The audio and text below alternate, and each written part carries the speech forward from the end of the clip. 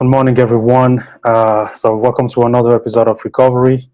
My name is Alan Kapatashungu, and I'm the co-founder of Frontdoor.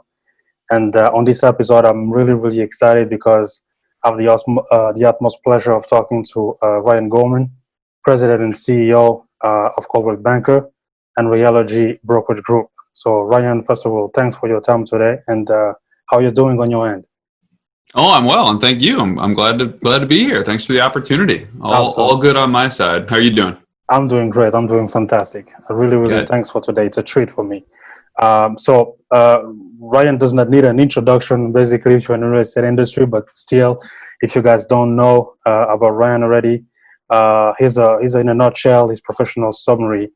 So before joining Realogy in 2004, Ryan held advisory and principal investment roles at Credit Suisse, PricewaterhouseCoopers, and the Blackstone Group as well.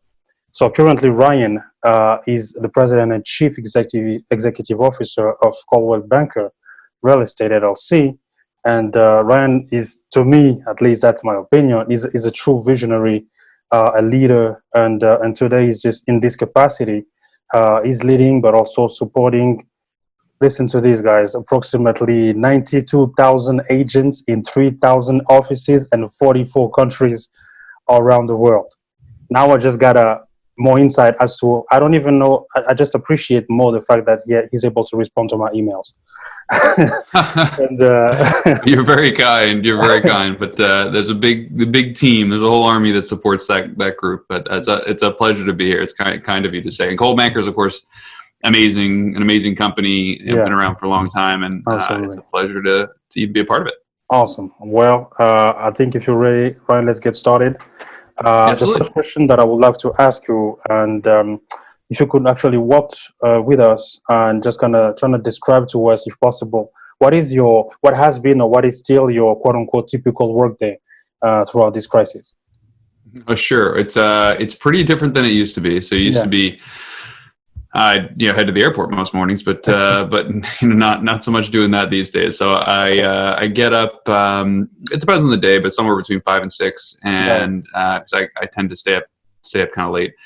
I don't get a ton of sleep, but I get up somewhere between 5 and 6. And now I do something that brings me a lot of pleasure. I go out and walk. Awesome. So as soon as I get up, throw on some sneakers and head out for a walk I live in a town called Morristown, little city. Head out and just start walking. So I try and go anywhere between 5 and 10 miles a day, but usually it's somewhere between 6 and 7 in the morning, which is awesome because that gives me really good thinking time. I do some calls. There's other early birds out there as well that know that I get up early, so they ping me early in the morning, and we can have some good kind of unpressured, unhurried conversations, which is cool. Awesome. But mostly what I'm doing is just trying to challenge my own thinking when I'm out there walking. So I'm obsessed with Audible, and Audible allows you to play things at up to 3.5 times speed. So if anybody recommends a book to me, I immediately download it and listen to it on a walk. And most books are kind of like 9 hours long. So if you're trying to walk 10 miles a day, you can finish a book at 3.5 times speed, which is fantastic because it challenges my thinking. I try and read stuff that's all across the spectrum, from how Ford ran factories in 1920 to, history of Reconstruction to some new leadership book or whatever. So it really helps me really challenge my thinking. So anyway, that's my, kind of before the workday starts kind of time, which is super valuable for me. I never really made space for that before, and it's been awesome during this time. Then I get home, make sure the kids are up. Now they're back in school, make sure they're logged in, they've got food in their bellies. Hopefully they brush their teeth and hair, ideally.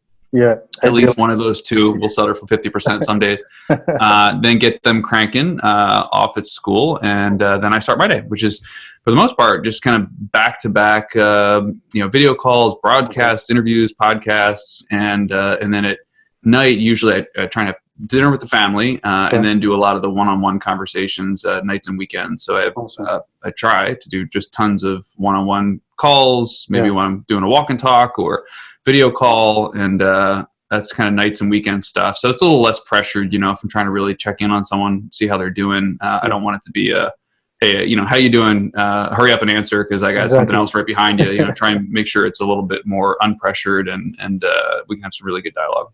That's kind of a typical weekday, I guess. Wow, that's a packed weekday. It's usually lots of, I don't know, couple dozen meetings or calls during the day, which sounds like a lot, but even pre-COVID, that was pretty typical if I was in the office. If I was on the road, it was quite different. Yeah, absolutely. That makes sense. So the thing that I would love also to follow up on is, so as a president and CEO at Coldwell Banker and Realogy Brokerage Group, obviously you lead what is considered it's the largest real estate residential brokerage in the U.S. So my question to you on this one is, how did you do it? How did you stay on top of not only your employees but also the agents at CB, but also through the network of the affiliates and broker owners throughout these uncertain times? How did you maintain to just still be available to all of those teams? Well, that's kind of the key. I mean, first of all, when you say how did you do it? I mean, that assumes that I did it, which we're certainly into it. So we've done a lot, but fortunately for me, we really have an army, and we have literally thousands of employees of Coldwell Banker all around the country, all around the world.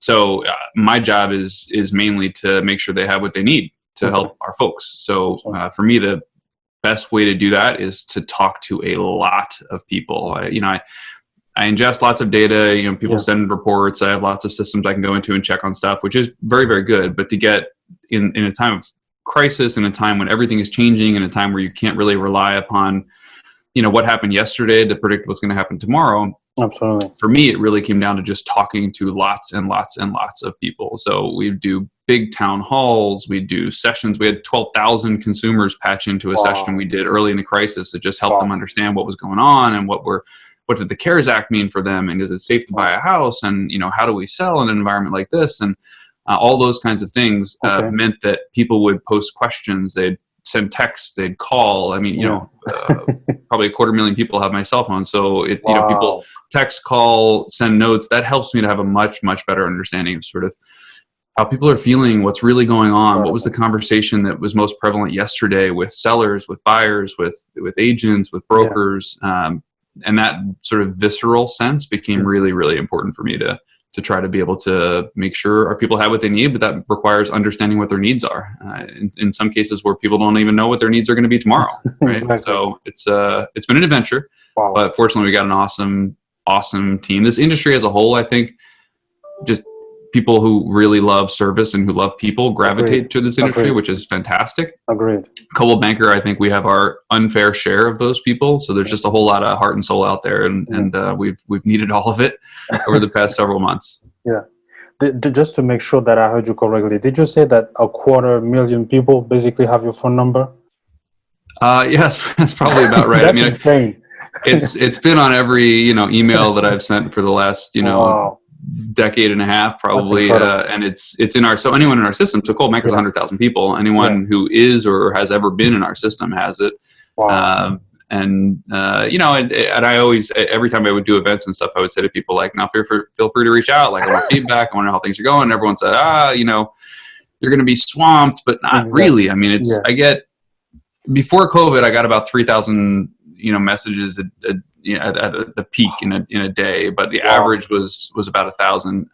At points in COVID, it got back up again pretty close to the peak, but now I'm back down to probably 1,000, a little less than 1,000 a day. So it's very manageable at that.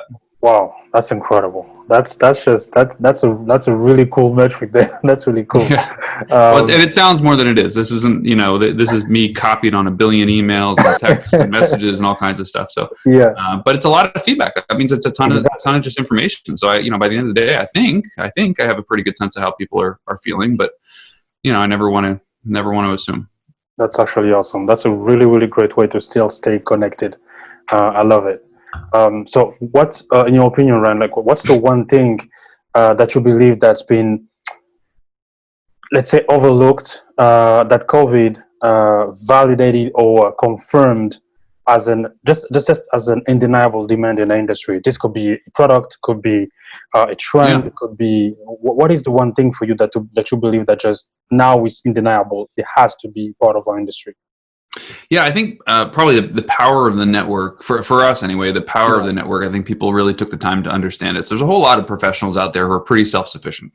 Absolutely. They've, been able to do what they do, and they appreciate some support, but they really viewed themselves as being, kind of, they have their work process already baked, and it's what they do every day. And sometimes it's really difficult for us to reach out to those folks and say, look, there is a better way, a more efficient way to do some of the work that you're doing. We can give you time back. We can give you savings. And, Awesome. And it's just tough, especially if you're really busy, to take the time to revamp your process. When COVID hit, a lot of those folks they had a little more time on their hands. They were stuck at home for the most part.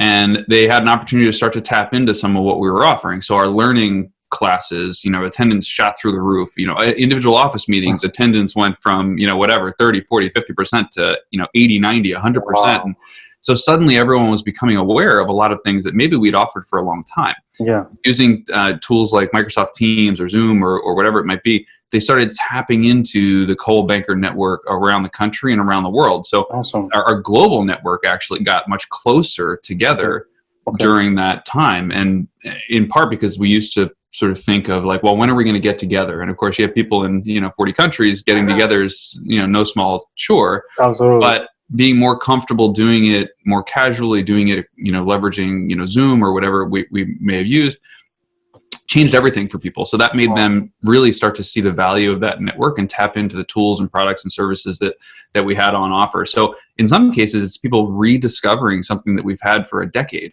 or tapping into, desk, like our agents start their day on desk and our intranet and more, system.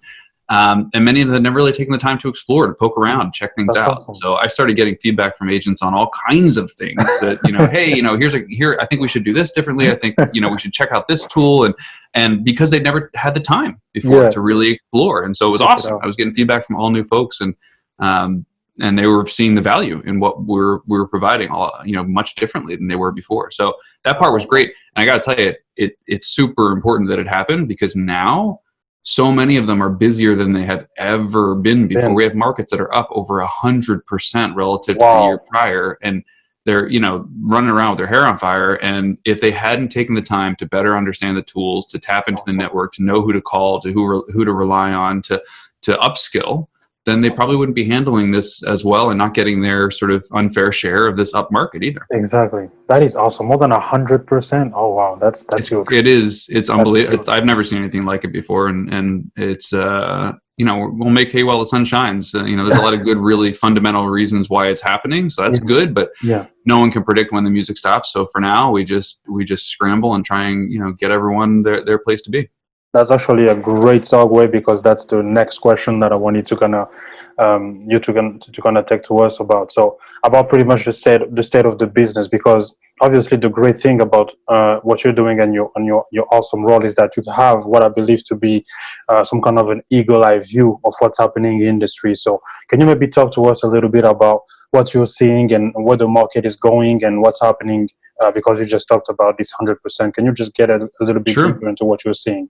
Yeah, I mean, really early on in the crisis, actually, when we had that consumer call, I forget when that even was, maybe April or May, we had, again, 12,000 people came on. They all had the same questions. And that's incredible. That was around the time that it really started dawning on us and on me that there might be some significant seismic changes here that I think are really positive for our industry. Obviously, the health toll on people, the economic toll on people, I don't want to minimize that at all. Absolutely. But our industry tends to be driven largely by life choices. When people decide to take a new job, to get married, to have kids, these are things that generate transactions. These are things that force people to ask the question of whether or not they live where they want to live. And for the most recent period of time, the run-up in prices and the gravitational pull toward the cities for some of the most attractive jobs meant that there were many people who were pulled into markets that were maybe out of reach for them, maybe unaffordable for them. Yeah. And now we shifted into a period where we started to sort of predict, and now it's coming to pass, which is nice to see, that maybe employers would give not just temporary, but maybe longer term flexibility for people to be able to work remotely. Maybe not 100% of the time. Yes, there's certainly stories of employers going 100% remote, but there are a lot of others who are saying, you know what, maybe we're going to do 2 days a week in the office or 3 days a week in the office when we come back. That meant that a whole lot of people who really couldn't handle a longer commute, and still meet their family obligations and whatnot, can suddenly say, well, wait a second, if I can move 20 minutes farther out, the affordability increases dramatically for me. Agreed. If I can move a little closer to my parents, maybe they can help me out with childcare on the days when I go back to work. That was too long of a commute before, but now maybe it's viable. So suddenly there's a whole lot of people, and there's a lot of people who are saying, I can't afford to buy where I am, so I'm renting. Yeah. But if I only need to come into this area, a couple days a week, maybe I can actually live in a place where I can buy. Great. So it created a demand, and that for a very long time, the average turnover in homes was, people lived in homes for kind of like 7 years, right? Yeah. And then after the financial crisis a decade and a half ago, that extended to 10, 11 years, right? Somewhat unnaturally relative to the past. I think what we're seeing now is a whole lot of acceleration of life choices. People saying, we were going to move out to the suburbs in 3 years when, our son got old enough to go to school, and we were going to try and buy our forever home. But why don't we just do that now? So kind of pulling those forward. But it's also allowing a lot of other people to think, well, we were going to move from New Jersey to North Carolina, in a couple of years, but now my employer said it's okay if I'm remote as long as I fly back once a week, we're past the COVID crisis. That's awesome. We're accelerating life choices by a number of years, and that's driving a lot of this fundamental change. And I suspect, and I don't know, but I suspect that we're hopefully increasing people's availability of affordable housing, not because homes got more affordable, but because their scope, their search area increased to areas that pulled in some more affordable housing for them, which is not how I thought we'd solve the affordable housing crisis, and it's certainly nowhere near solved, but it certainly helps in a pretty big way. So that's causing, numbers like I talked about, where we have markets that are up 50, 60, 70, 100% relative to the prior year, which, certainly I did not predict that, in March, that we'd be looking at that. Absolutely. That's incredible. And are you seeing this, just to kind of follow up quickly on that one, are you seeing this in large urban areas, the New York and the Los Angeles and the San Francisco of the world, or this is more in the, let's say, small to medium markets? Or is this just pretty much? Honestly, it's across the board. So, for instance, I sit in North Jersey now. I've moved a lot. I've kind of lived just about everywhere, but I live in North Jersey outside of New York. This market's on fire with a whole lot of people who are doing those acceleration of life choices coming out from New York, or maybe even coming out from closer in suburbs where the commute that they had wanted to stay within a half an hour train ride. Now they may be thinking an hour. So it's definitely happening in this area. Connecticut, we're seeing it, Long Island, throughout North Jersey. But one of the hottest markets in the country, two of the hottest markets in the country actually, are Western Pennsylvania and Ohio. So, Pittsburgh, Columbus, Cincinnati. I mean, these are not, markets where you would think of big city, flight or the shifts that we're talking about, and yet they're affordable markets. They're great places to live. There are a lot of places where people maybe grew up there, moved away, and have an opportunity to move back. So it's really all over the place. Awesome. In fact, I did an interview the other day on CNBC, and they asked me about some of this, and I said, I told them the story of just one individual buyer of ours who was buying in Minneapolis. And I didn't mention them, but I'll share with you that buyer was moving from Brooklyn to Minneapolis. Now, Brooklyn's going really strong right now too, but they're moving from Brooklyn to Minneapolis. And that buyer ran into other buyers from Brooklyn looking in Minneapolis while they were there. That's incredible. Just because they looked up cities that they thought they might like and went around and explored them and decided, hey, maybe I'll just move to Minneapolis. So, I mean, how remarkable is that? They just ran into people from their neighborhood in Brooklyn, also looking at the same houses they were looking to buy.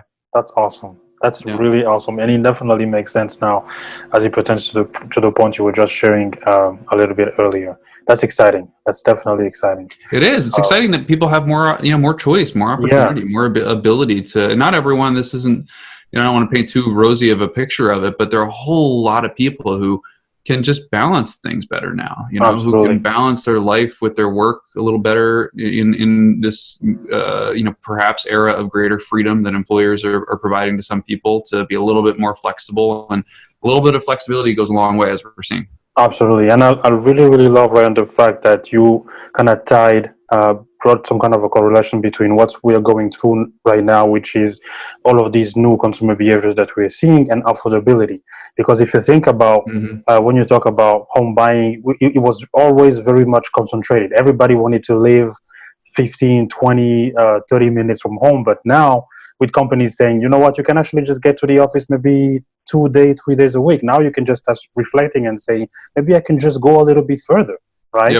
Because I'm only going to be in the office just 2 days or 3 days a week. And definitely, I think those things are factors that could really help with the affordability issues that we have, not only in the US, but even in Europe, we're seeing the same thing. I completely agree. And again, it's not the kind of thing that we thought would necessarily, solve for it, but it's maybe one ingredient. And I've done, for 10 years, I lived over 100 miles away from my office. Wow. That's a brutal, 5-hour daily commute. Definitely. Now I ride my bicycle to the office. When I worked in California, I walked to the office. I mean, so I've had the whole spectrum. Yeah. And I can tell you can tolerate a lot, 2 or 3 days a week, 2 hours each way sounds intimidating to a lot of people, but if it's only 2 days a week, that ends up being, it's your Audible time, maybe. Exactly. It's your me time, maybe. Exactly. It's you're listening to podcasts or music or whatever time. And if that allows you to live closer to, the cousins you want your kids to grow up with, then it's maybe a trade-off a lot of people are willing to make. That makes a lot of sense. That makes a ton of sense, definitely. So Ryan, in your opinion, did you think that this hiatus that we went through in a way forced our industry to reimagine or rethink, how work gets done? This could be on an agent standpoint. This could be on an industry standpoint. Do you think that it just forced us to look at things in a different perspective? But I think we just kind of touched on it a little bit. Yeah, I think it did. I think we could. I used to do things like what we call disaster recovery planning, DR planning, which we'd say things like, what if we lost power in the building for 3 weeks? What's our backup facility? How do we work? And then then suddenly we just moved to disaster plan Z overnight, and we learned a ton about how to support folks and how to do those kinds of things. I think real estate agents were way ahead of the curve in terms of the ability to work flexibly and kind of work anywhere. Everyone has their own process. So, some people wanted to work in an office, they wanted to work at home pre-COVID, et cetera. And so I don't want to say everybody works similarly, but agents have figured out ways to be productive, to be efficient, to manage their own time on their cell phones, around the clock, with their laptop or iPad, working from a client's living room as easily as they can work from the office. They have their preferences, but their ability extends across all the different media. So I think from that perspective, we were ahead of the curve. I think what happened with COVID was a lot of people have learned exactly the necessity of in-person, like what exactly cannot actually be done remotely.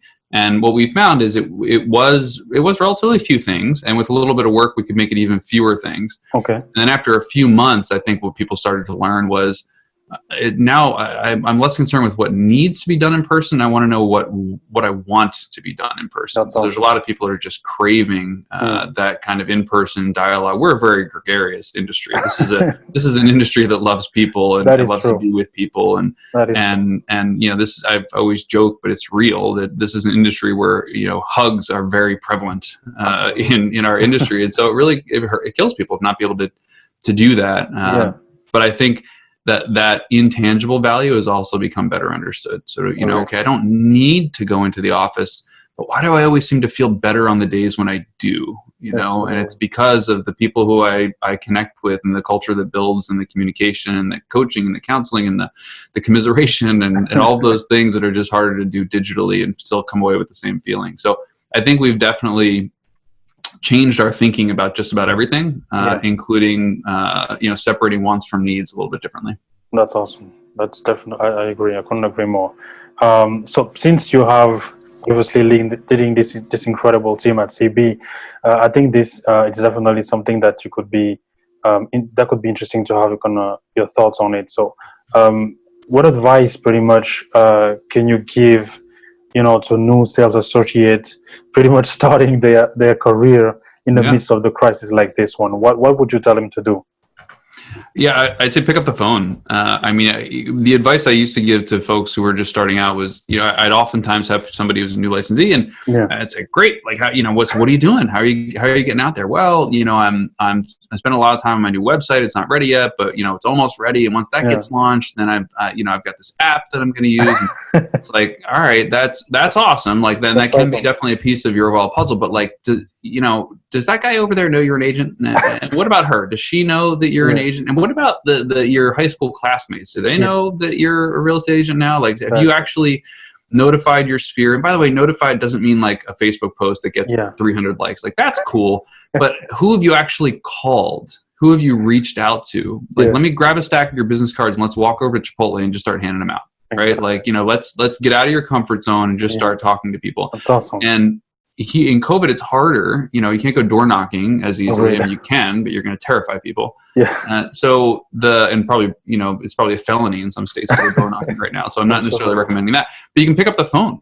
Yeah. And just call people and just check in on them. You are now a licensed real estate professional. If you're with Coldwell Banker, for instance, you are part of an army of 100,000 people. All the knowledge that exists in the real estate world exists within your network. There is nothing you cannot know or do with just a couple of calls. So you can call with confidence and just talk to people about what's probably on their mind right now, which is for millions of Americans, it's, do I live where I want to live? Does this house work for me? Can I have 2 kids in digital school in the basement while my significant other is working in the attic? Like, is this working for us? Or do we want to be closer to grandma because it's, we can't get on a plane now? And they're all thinking those things, and you are now a new agent, you are a new licensee, you are able to help them with that. Even if you don't know the answer, you know where to go for the answer. And so pick up the phone and call them, check in with everyone you've ever met and a bunch of people you've never met, and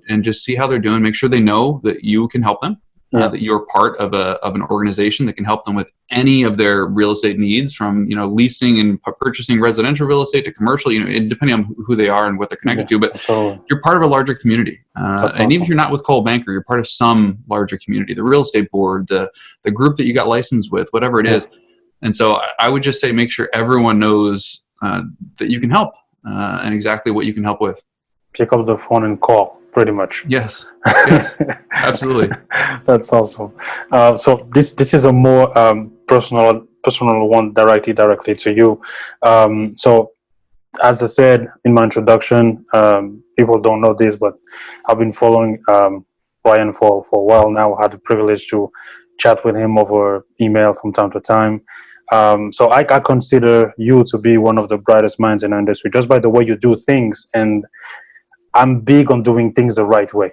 And I just love the way you do things compared to what's happening in the industry. Let's just keep it that way. So what are some of the lessons that you personally have learned, not only as a CEO, but also as a man, as you just steward this incredible boat that is Coldwell Banker? Well, it's very kind of you to say. I appreciate that. And I appreciate your dedication to doing the right things the right way. It's very real, and it's very meaningful, and it means that you got to challenge a lot of conventional wisdom sometimes to do things the right way. So I appreciate that. For me, it's a lesson that I learn again and again and again, but it's all around listening and really listening. So, when someone, I get lots of, I guess I get lots of messages, and some of them are messages that, hey, just want to let you know everything's going fine, but lots of them aren't, right? Okay. So, lots of people, people don't call the 800 number when they just want to tell you that, like, hey, that thing I bought 3 years ago is working great. Just wanted you to know. Right. So we have lots of people reach out, whether it's consumers or agents or brokers or competitors, and they've got a problem or a challenge or a complaint and whatever it is. It's very easy, especially if you're just very busy, to just kind of listen to as much as you need to feel like you've got it handled. Like, it's a very easy instinct to fall victim to. For me, especially during the crisis, it was more really listening to sort of like, what's the question behind the question? What's really motivating this? What's actually the concern? And some of the things that we've done, like some of the programs that we launched, I'd have people reach out and they were just really angry and think like, this is not the way we should. And a lot of this gets political too, where they, maybe misunderstood something or assumed that we thought one thing versus another. And I would say 98% of the time, like literally 98%, I have a large sample set, so I can actually say it's like literally like 98% of the time, the policy of engagement, the process of sort of saying, feedback is a gift. I really believe it. And I appreciate, I'm really sorry that you feel that way. I really want to understand why you feel that way. Let me explain to you a little bit of sort of why we did what we did or how this thing came about, so you understand the background, the philosophy. 98% of the time, the response is like, wow. Like, number one, wow, I never expect to actually get a response. That's awesome. And, number two, like, I had no idea there was that much thought behind that thing, or that any of that history was true, or that I was actually misunderstanding some of the facts. And so I really appreciate that. And then three, either, I've come around, or the more common one is like, I still don't know that I agree with you, but I really appreciate understanding the process and the why behind all of this. And here are a couple of suggestions that I have as to how people like me could be communicated with differently, or could be reached differently, or could be served differently to make sure that, you know, we're serving everyone. So that's been awesome. So that process of sort of listening and the sort of, I call it the policy of engagement. I mean, I don't care how hard you come at me, I am going to engage. So you can start your text with, you know, a list of expletives. I'm going to engage. And it usually works great because I come away from it learning a ton too. It's not just them who come away with like, wow, I didn't understand it. I do too, all the time. You know, come away thinking like, wow, I had no idea that it heard that way or received that way, or that this was the impact that particular thing was having on people. And so I'm really appreciative of it as well. That's awesome. It's pretty much, I love it because everything you just touched on, it's literally all about perspective, right? Totally. It's just about 100%. having somebody else's perspective and just sprinkle it up with a little bit of respect on both sides. And then you have the magical recipe there. Absolutely. That is 100% true. The perspective, the context. I mean, you can literally take the exact same script and have, you know, an angry person or a happy person read it, and and all the words have totally different meaning to you, right? You know, so I think perspective and context are just super critical, and they're hard things to get in a flash. Completely. You get that in 10 seconds. You know, you can't just say, give me the gist of your perspective. Exactly. You know, tell me everything about your life experience that led you to this moment so that I can answer you can't do that, right? You gotta engage.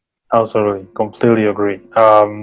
So obviously I know that everything is kind of getting crazier and crazier for you, but I wanted to ask you a little bit about your personal and even business goal for the remainder of the year. Like, what is coming up for you as we enter this fall market, and going into COVID, so we had a pretty robust. We've driven a lot of change within Coldwell Banker, and we had a whole lot that we were doing. We kind of brought the company-owned side and the franchise side together, and we're really unifying Coldwell Banker in a way that you know, hasn't been since I don't know when, you know, decades.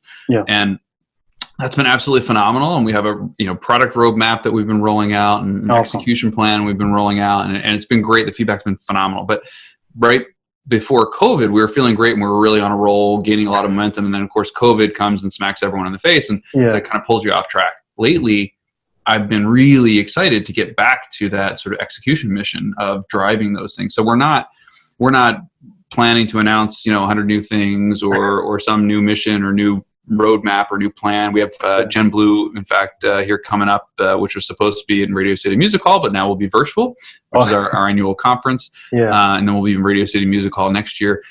That's not going to be full of a million new announcements. It's going to be full of a lot of excitement, enthusiasm, and a lot of proof points of execution and delivery on things we've already done, and then promises about what we're going to do here in the very near future. So for me, the next 6 months is about delivering on promises and executing on the plan that we have, and running right into 2021, not with a massive change mission, but with a massive growth mission to make sure every one of our folks is really able to grow in the way they want to grow by tapping into the resources with which we surround them. That is great. And I will do a disservice to the entire CB family if I didn't mention this.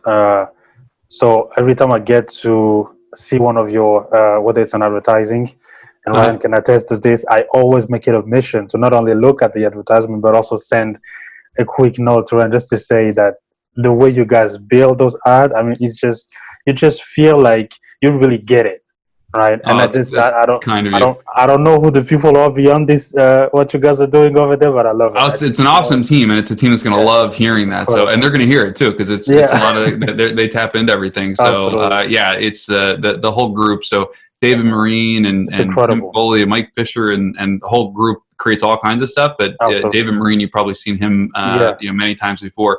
I'd say he's the man behind the curtain making a lot of those things happen. That's awesome. With a whole big team too. I wish I could name them all, but he'll be excited to hear that feedback. That is definitely awesome. Please continue to delivering on those things. It's always a treat, like to spend 20-30 seconds looking at that. It's just everything from the storyline to just the way it's built, like they really get it. And I just love it. That's awesome. Yeah. That's awesome. Really well, thank you. Absolutely. So thank you, Ryan. That's a wrap for this week's episode of Recovery with Ryan Gorman. You can catch this episode on YouTube and on all platforms streaming podcasts. And remember, in the recovery, don't just get back to the same place, but strive to get to a better place. Thank you very much. It's good advice. Thank you so much for having me. That's it. It was my pleasure.